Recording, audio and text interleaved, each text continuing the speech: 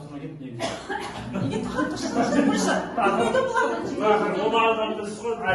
Әке мен бала деген қарап алдық.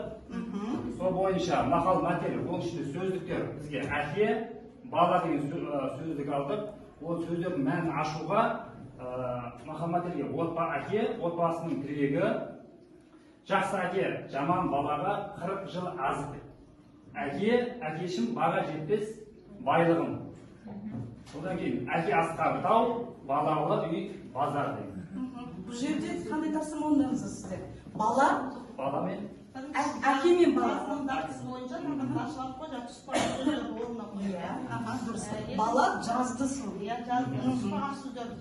Дұрыс. Енді одан кейін бізге жағы оқушыларға сұрақтар қою арқылы біз жағы мән-мағынасын, мәтіннің мән-мағынасын түсіндірді олар. Мәтіннің негізгі тәрбиелік мәні қандай?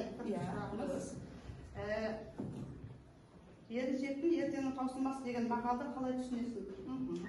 Үшіншісі, әкесі баласына өз іс-әрекеттерімен не көрсетті деген мәтінге байланысты сұрақтар болатын соны оқушылар жауабын жазады. Жұптық жұмысқа біз жағы мақал мәтелдерді бердік. Бірінші басында жағы әке көрген оқ жанар, олар жалғасын жазады. Шеше көрген көміштерді. Екіншісінде бір әкенің тәрбиесін олар жалғастырады оқушылар. Жазылымдағысы бойынша. Үшінші, тәрбиесіз берген білім бос орын.